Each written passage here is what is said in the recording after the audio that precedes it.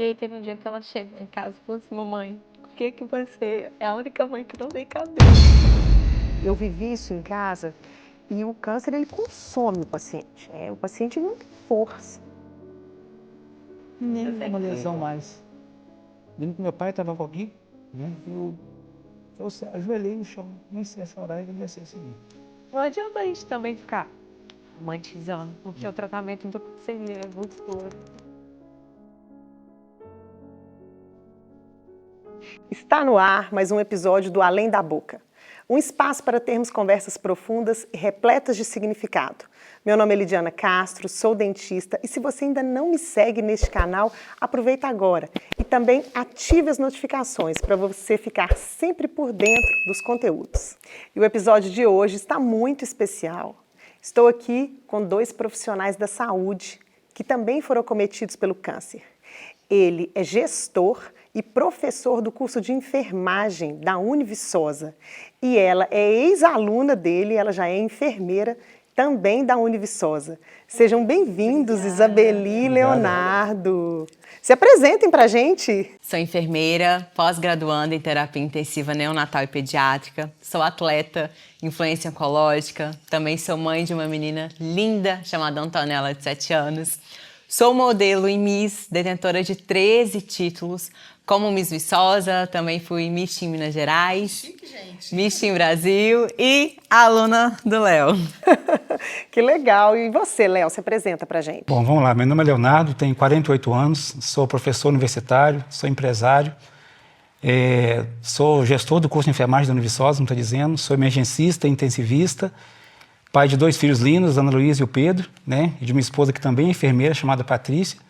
E estamos aí na luta, né, para dar o nosso depoimento e falar de toda essa trajetória, né, dessa vida que é o câncer, que com certeza tem uma luz no fim do túnel. O episódio de hoje está muito especial, essa visão do adoecimento vinda de um profissional de saúde que passou pela jornada oncológica, né? Vamos lá? Vou pedir para cada um contar de si esse processo. Conta pra gente, Isabeli, os seus sintomas, como que foi essa jornada? Bom, eu fui diagnosticada com câncer agressivo linfoma de Hodgkin em dezembro de 2023. Meus principais sintomas foram tosse, cansaço, sono noturno, coceira.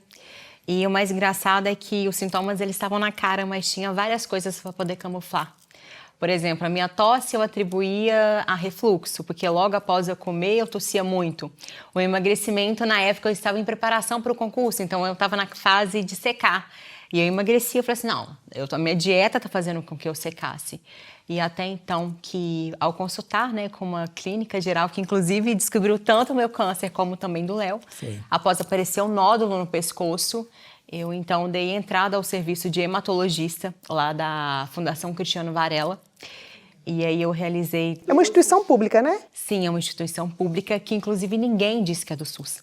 E Lide, uma coisa que infelizmente hoje em dia acontece aqui em Viçosa e que me entristece bastante é que os pacientes acometidos com câncer, tanto em Viçosa quanto a microrregião, se são, né, diagnosticados, eles não têm o mesmo direito de tratar na Fundação Cristiano Varela. Por conta de uma jogada política, infelizmente, muito suja, sabe? E hoje em dia eles são levados para um setor de oncologia em Ponte Nova, que não tem estrutura nenhuma. Só para a gente entender, né? A gente está em Viçosa, seu diagnóstico foi aqui, a Fundação Cristiano Varela em Muriaé, né? Quantos quilômetros de distância? São 1h30, mais ou menos. E aí a desculpa da mudança foi que Ponte Nova seria mais perto. Mas aí, o mais engraçado é que minha vida, ela não é resumida em distância. Ela não é resumida em 30 minutos a mais. Então, a desculpa deles realmente foi por conta de ser a distância. Só que, para ter a retomada do tratamento do câncer, lá em Muriaé, inclusive, os responsáveis de lá já falaram que é de interesse ter um braço de oncologia aqui em Viçosa. Só que para você ter essa retomada, a cidade ela tem que estar pactuada. Então, sim, aqui em Viçosa é possível ter um serviço de oncologia igual, com a mesma excelência de Muriaé, mas tem que estar pactuada. Hoje em dia, ela é pactuada em Ponte Nova. E os 9 secretários, 9 prefeitos da região, simplesmente tampam os olhos. Porque parece que, deixa do jeito que tá. E isso tá virando uma causa sua, né? Sim, eu tenho batido muito nessa tecla, porque infelizmente o câncer ele não espera. E os pacientes de Ponte Nova demoram mais de 60 dias para realizar o tratamento. E existe uma lei uma lei mesmo vigente que diz que o paciente ele tem que realizar o seu primeiro tratamento em até 60 dias. E o que infelizmente não acontece.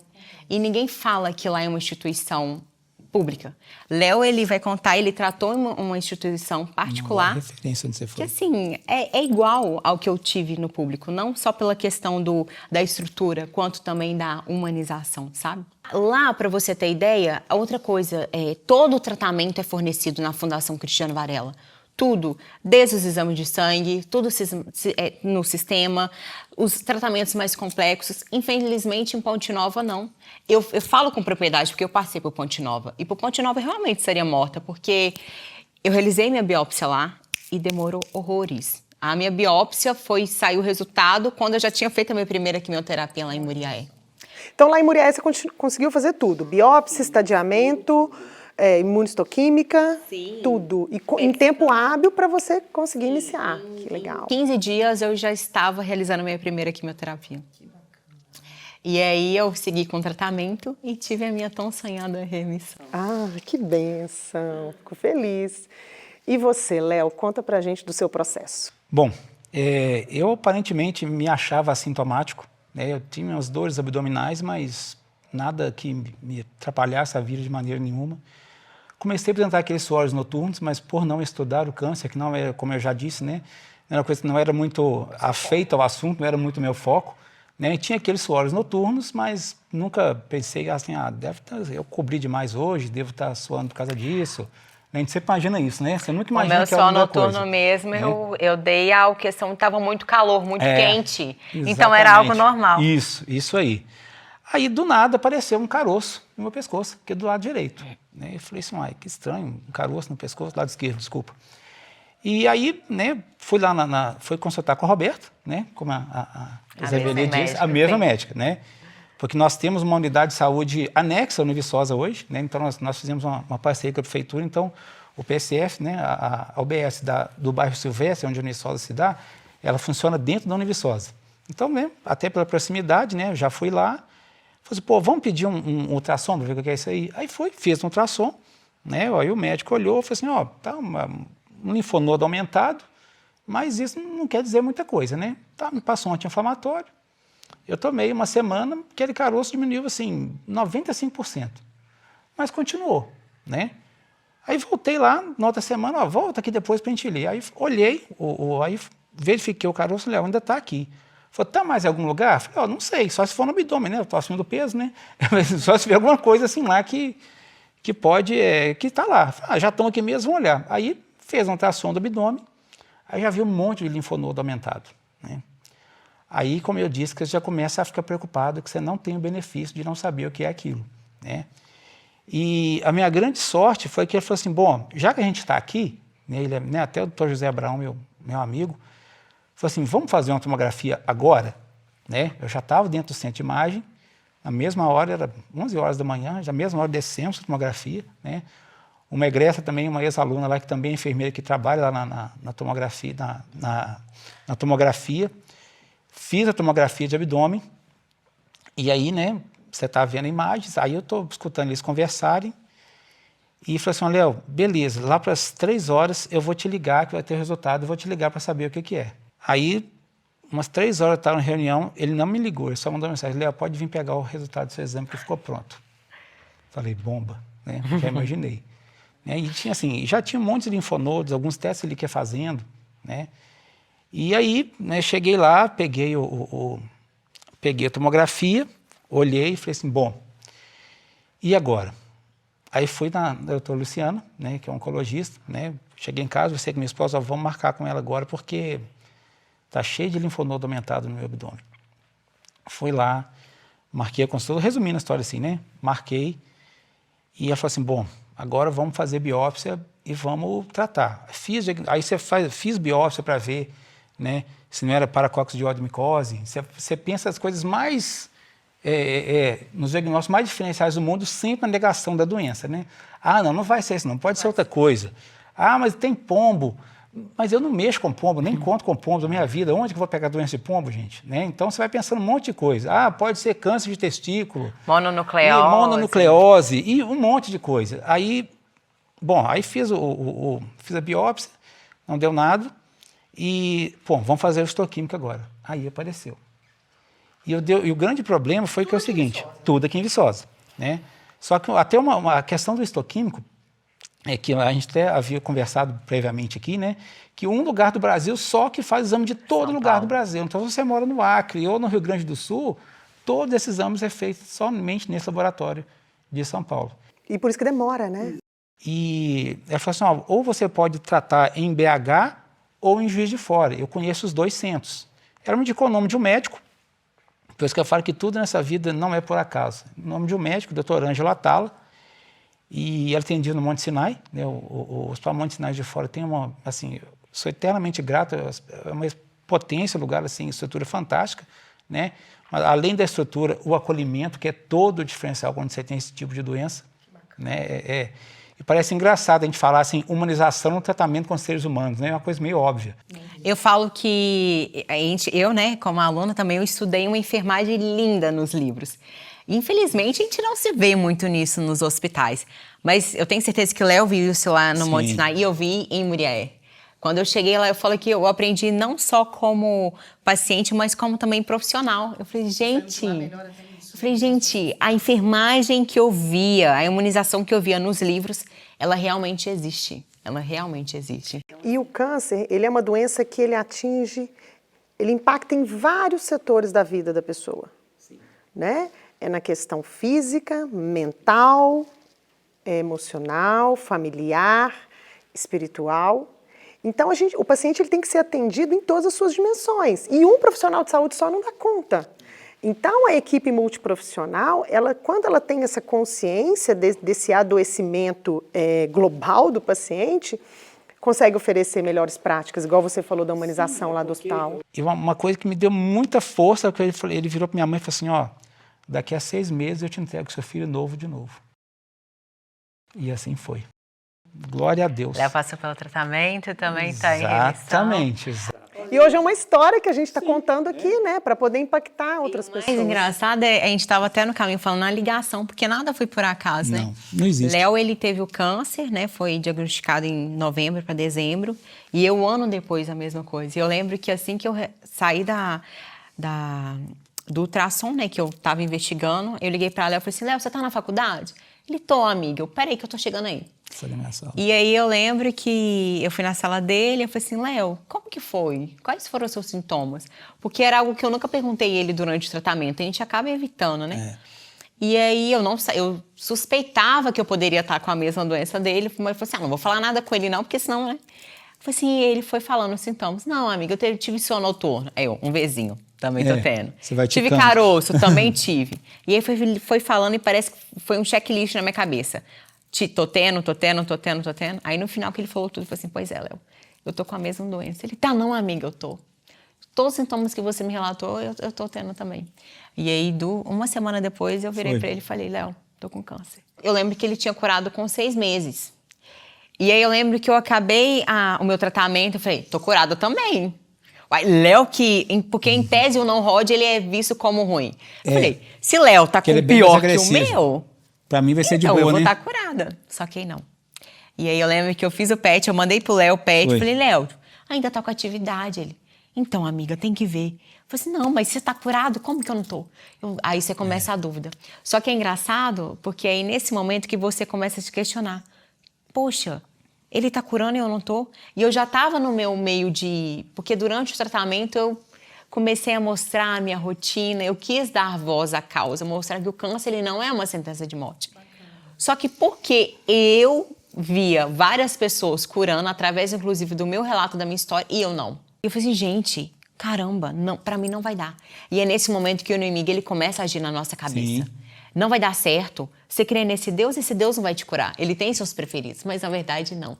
O que eu aprendi é que o tempo de Deus ele é totalmente diferente do nosso. Com certeza. Então, assim, eu tava com muito medo de ter que continuar o tratamento. Infelizmente, eu tive que continuar. E eu lembro que eu falei com o Léo, eu falei assim, Léo, poxa, você curou em 6 meses, porque eu não. Eu não quero a rádio, só que eu tive que fazer rádio. Eu lembro que eu liguei para ele, em todos os passos, todos os momentos, eu ligava pro Léo, porque ele já tinha passado. Eu falei assim, poxa, amigo, agora eu vou ir pra rádio. E aí, você não fez a rádio, né? E aí o inimigo, ele fica, realmente, não vai dar certo, sabe? Vai ser seu fim, mas na verdade não. E aí eu lembro que eu fui pra rádio, e aí depois da rádio, um tempo depois, eu tive a notícia da minha remissão. Só que aí, nesse caso, que a gente realmente vê, são organismos diferentes, Sim. são tempos diferentes e são propósitos diferentes. Ô, Isabeli, conta pra gente o que você acredita que foi um ponto forte no seu tratamento, que você se agarrou para você enfrentar melhor toda a jornada. Bom, Lid, em primeiro lugar, a minha fé. A minha fé em um Deus impossível, em um Deus que é especialista nas possibilidades, em um Deus que já operou inúmeros milagres. Então, por que Ele não operaria o meu? Para a medicina, eu tinha apenas 2 meses de vida, mas para ele era o início de tudo, né? Eu tive um tumor de 18 centímetros, já no estágio 3XB, bem agressivo. E é claro que o medo e a insegurança, ele bate na porta diversas vezes, sabe? Te faz questionar se realmente vai dar certo, se Deus me abandonou ou não. Só que mesmo em meio ao deserto, Jesus nos sustenta. E eu sabia que aquilo ali tinha um propósito maior. E aí eu me agarrei na minha fé e falei, não, o câncer ele não vai me derrubar. Só que também eu tive um apoio da minha família, dos meus amigos. E a todo momento com aquela certeza de que vai dar certo, de que esse deserto ele é temporário e ele é passageiro. Mas eu também fiz a minha parte. Eu não me entreguei por câncer. Eu continuei treinando, sempre gostei de treinar. Sempre me alimentei bem e foi aí que a Growth entrou na minha vida. E eu peguei e falei, não, eu realmente, durante esse processo, eu preciso me suplementar, né? E eu precisava de uma marca que me trazesse, né, confiança. E aí eu comecei a mostrar minha rotina nas redes sociais, comecei a influenciar outras pessoas. Malhando carequinha. Carequíssima. Eu falei assim, não, mas é um propósito. Eu tô tendo câncer e é engraçado que, né, falando nisso, ao eu postar a minha rotina nas redes sociais, meu tratamento, meus treinos, várias pessoas começaram a me seguir, diagnosticadas com câncer, que inclusive descobriram câncer pelo que eu falava, os meus sintomas. E eu lembro que uma seguidora minha falou assim, Isabeli, você já parou para pensar que às vezes você teve câncer para curar outras pessoas? E isso mexeu completamente comigo. E você tinha parado para pensar? Não tinha parado, porque ali no momento você só fica assim, às vezes se questionando por quê, sabe? Tanto gente ruim no mundo, né? Pra ter isso, né? Justo comigo, né? Mas o engraçado você tocar nessa questão de gente ruim, porque infelizmente muitas pessoas têm medo, até mesmo de falar a palavra câncer. Sim. E às vezes atribui assim, por que você tá tendo câncer? Você é uma pessoa tão boa, coloca-se como se o câncer ele fosse um castigo. Mas infelizmente todos nós estamos ali, né, susceptíveis a ter, não tem uma causa. Aí a gente às vezes se fala muito, por conta da alimentação, mas poxa, eu sempre treinei, eu sempre me alimentei bem, eu não tinha fator de risco nenhum para poder ter. Então eu vejo que foi propósito. E aí foi nesse momento que eu realmente me agarrei à espiritualidade, ao meu Deus impossível, e falei, não, Ele vai me conceder a vitória. E assim como realmente... E é bacana você falar isso porque eu vivi isso em casa e o câncer, ele consome o paciente, né? O paciente, ele não tem força. Então, assim, é admirável ouvir o seu relato da força que você tinha de ir para a academia. Mas aí eu vejo que o corpo, ele realmente fala não. Eu ficava desvastada após a quimioterapia, mas a minha mente se manteve forte. Então, assim, a minha mente era capaz. Já teve momentos que, pós-quimioterapia, no dia que eu fazia quimio, eu ficava muito debilitada, não conseguia. No outro dia, sofria com enjoos, né, com constipação, com aftas na boca. E aí, eu peguei e ia para academia. Teve um momento que eu cheguei a pisar os pés na academia, me alonguei, e eu falei assim, nossa, não aguento. Mas aí eu falei, não, pelo menos eu vim. Eu coloquei como cumprido e falei, o câncer ele não vai me vencer. Pode estar a situação mais difícil que for, que você não vai me vencer. E eu fui embora para casa, mas assim, Você foi lá? Eu fui lá. Eu dei meu passo, né? Que bacana. E eu sempre bato nessa questão de que a atividade física, ela realmente mudou a minha vida. Ela me ajudou tanto nos efeitos colaterais, como também na minha mente, sabe? Me mostrou que eu estava viva. E você, Léo, a que você atribui? Eu atribuo a fé. Né? Eu acho que, né? Eu acho não, né? Certeza que Deus é maior que tudo. E Ele planeja cada coisa da vida da gente, né? Não tem nenhuma folha que cai de uma árvore seca sem que Deus permita, né? E eu tive aconteceram 3 episódios, né, nesse processo meu de adoecer e curar, que marcaram muito, principalmente o meu jeito de pensar. E essa entrega genuína é difícil de fazer? Muito. E é o que eu falo assim, porque o próprio processo você se vê impotente. A gente não domina nada na vida da gente. Você não sabe nem o que você vai comer, mal que você vai comer no outro dia, se você vai estar aí para comer alguma coisa, né? E depois que eu fiz isso, eu lembro assim, eu desmaiei, aí eu acordei depois, né? Eu já estava no hospital, passando mal, a equipe do meu lado. Eu acordei e desde essa hora eu não tive uma dor mais, não tive um vômito mais, nada. Eu fiz 5 sessões de quimioterapia para frente e não senti mais nada, zero coisa. E o terceiro fato que me marcou, e depois da terceira sessão, eu saiu o PET scan. Eu não quis nem abrir o exame, né? O exame ficou comigo uns 2 dias, eu peguei, mas falei, não vou deixar para o cara ver. Eu te entendo. O exame comigo, falei, não, vou deixar para ele ver. E aí ele chegou, tem que pegar seu PET? Pois é, já peguei, tá aqui, ó. Ele olhou, olha, sumiu. Nenhuma lesão mais. Lembro que meu pai estava comigo, né? Eu ajoelhei no chão, comecei a chorar e agradecer ao Senhor. E hoje eu falo assim, eu nunca mais pedi nada ao Senhor, eu só agradeço. Dentre tantas coincidências aqui que a gente está falando, né? Professor, alunos, 2 enfermeiros, profissional de saúde, doenças parecidas, né? Vocês são pais. E eu imagino como seja difícil voltar com um diagnóstico desse para casa e comunicar à família. Uma doença que deixa a pessoa tão vulnerável. Eu falo que adoece todo mundo. O câncer adoece todo mundo. Sua filha é pequena, né, Isabeli? Como que foi montar esse cenário? Ai, meu Deus. Então, eu falo que foi até melhor ela ser pequena, porque criança é muito pura. E aí eu falei para ela que eu estava dodói, que eu estava com uma doença muito ruim e que eu precisava tomar um remédio que ia fazer meu cabelo cair. E aí entrei pela quimioterapia, fiz a quimio e ela desesperava, via meus fios caindo no banheiro e eu tentando esconder dela, até o momento que eu realmente raspei a cabeça.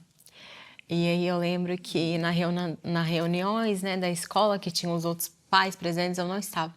E aí teve um dia que ela chegou em casa e falou assim, mamãe, por que você é a única mãe que não tem cabelo? E aí foi muito difícil, sabe? Porque para a criança lidar, ela lida realmente como se fosse uma gripe. O câncer, mas por que a minha mãe não tinha cabelo? Por que somente ela estava passando por isso? Então, assim, foi muito difícil em relação a ela. Mas aí foi um momento que eu falava, olha, a mamãe vai sair dessa. E a todo momento eu falava com ela, você é minha força. E não adianta a gente também ficar romantizando, porque o tratamento do câncer ele é muito dolorido. Muito. Não só na questão física, mas na mental. Principalmente a mental, né? Mas eu falava, você é a força da mamãe. É por eles também, né? Porque eu tive sempre minha mãe para poder me ajudar, mas é totalmente diferente o amor de mãe com o amor de vó. Então, ela era a minha força para poder seguir em frente, sabe? Que bom. E você, Léo? Eu tenho alguns momentos, né? E seria 4 momentos específicos da doença. O primeiro foi quando eu reuni a família, lembro que nós fomos em... Minha esposa já sabia, né? Mas, bom, eu vou contar para meus filhos, né? Tava o Pedro com 8 e a Ana com 11 na época. Com 12 anos. E eu sentei com eles na mesa e falei assim, papai tá doente, mas eu vou sair dessa. Então, meu cabelo vai cair, até brinquei, vai cair o resto, né? Porque já caiu um pouco. Mas eu preciso que vocês ajudem muito a sua mãe, a gente vai passar por um momento difícil, mas eu vou sair dessa, eu prometo para vocês que eu vou sair. Eu foquei nisso. E um segundo momento também, entre a primeira e segunda sessão de quimio, eu estava muito fraco mesmo. E eu tomei sendo medicado em casa, aí tomando as coisas, com náusea, com vômito. E meus filhos vendo aquilo, e para a gente, enquanto homem, enquanto provedor, é muito ruim que seus filhos tenham essa visão de você, né? Então, não sei se foi a atitude correta ou não, mas eu falei assim, bom, aí eu falei, ó, me interna, falei com minha esposa, vou me internar, que eu não quero que eles me vejam assim, né? Porque se acontecer alguma coisa comigo, eu não quero que eles fiquem com essa visão final de mim. Eu quero ver o pai dele forte, lutador, isso que eu quero a visão que eles tenham de mim, né? E assim eu internei, e essa foi a segunda questão. Uma terceira foi quando o meu filho parou de andar. Meu filho jogava bola e tudo mais, não joga, né? E adora futebol, joga bem pra caramba, diferente de mim. E tem um dia que ele tomou um tombo na escola e falou que tinha parado de andar e andando de muletas.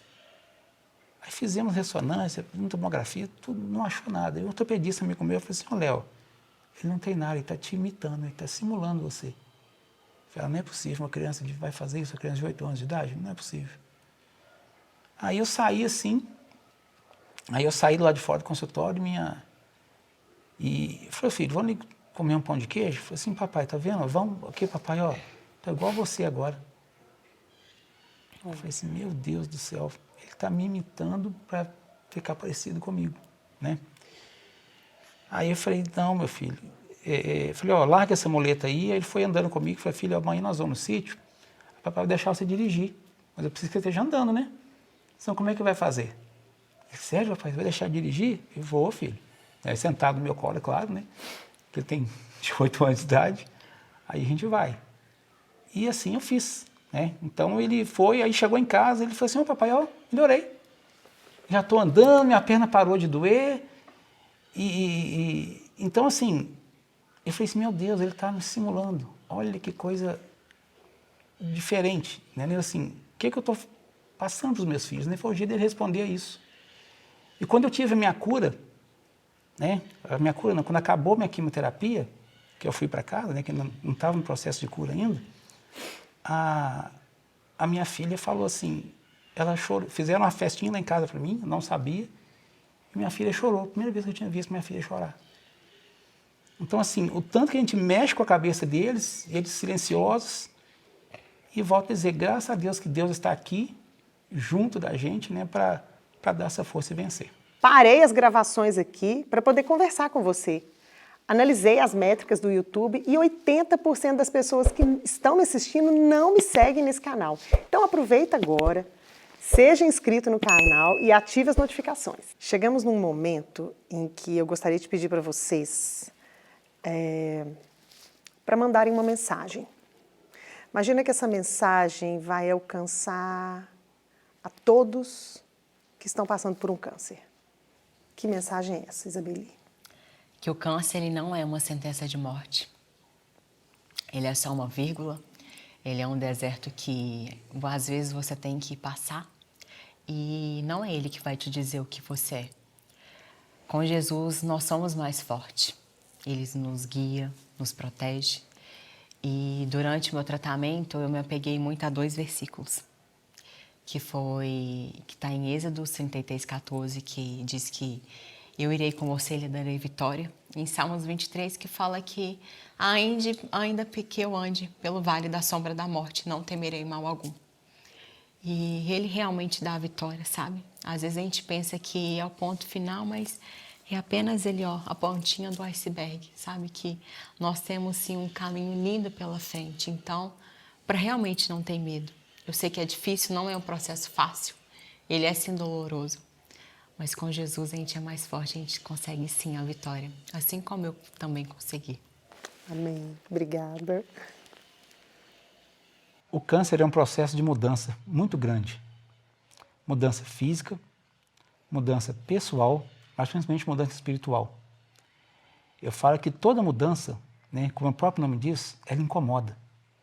E ele incomoda também nessas 3 esferas. E uma coisa que não acontece muito é as pessoas serem estatísticas ou pessoas que vencem o câncer. O pessoal fala muito em mortalidade, fulano morreu, Ah, coitado, foi morrer porque tinha câncer, mas não é assim. Tem jeito sim, tem cura sim. Nós dois estamos aqui com a prova viva disso, tá? E principalmente a fé, penso eu que é o grande caminho para isso. Então, tem jeito, se cuidem, mas principalmente cuidem da fé, acreditem, porque câncer tem jeito e a gente sai dessa com certeza, com o apoio de todo mundo. Chegamos no quadro do espelho. Vocês vão ter a oportunidade de falar para vocês mesmos quem são vocês depois do câncer. Lídia, até contraditório, porque eu como modelo, eu como Miss, eu sempre valorizei muito a estética, o meu corpo, o meu cabelo, a minha aparência. E aí, por um momento, eu me vi sem uma parte dela, sem a parte do meu cabelo. E me fez refletir muito que, às vezes, a gente dá valor muito pelo que a gente vê. E aí, quando você se vê sem suas madeixas, né? Foi uma parte em que eu passei a dar valor ao que mais importava. Eu passei a agradecer a Deus todos os dias somente pela oportunidade de estar viva. Eu hoje vejo uma mulher forte, uma mulher que eu nem mesmo imaginava que eu tinha essa força. Uma mulher que inspira tanta gente que também está passando pela mesma situação. Uma mulher guerreira, batalhadora, mãe solo, que passou sim pelo deserto, mas em momento nenhum deixou de acreditar que Deus tomaria a provisão. Ele me daria a cura como Ele realmente me deu.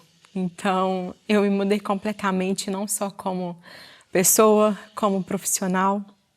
Hoje eu realmente temo muito a Deus, coisas que antes, às vezes, pela minha própria ignorância, eu falava eu mesma bastava, mas na verdade não. Então, o câncer, ele me transformou. Me transformou não só como mulher, mas como uma nova pessoa. Então, eu falo que no momento, no processo, às vezes a gente se vê perdida, se vê perguntando por que eu estou passando por isso, qual o propósito disso.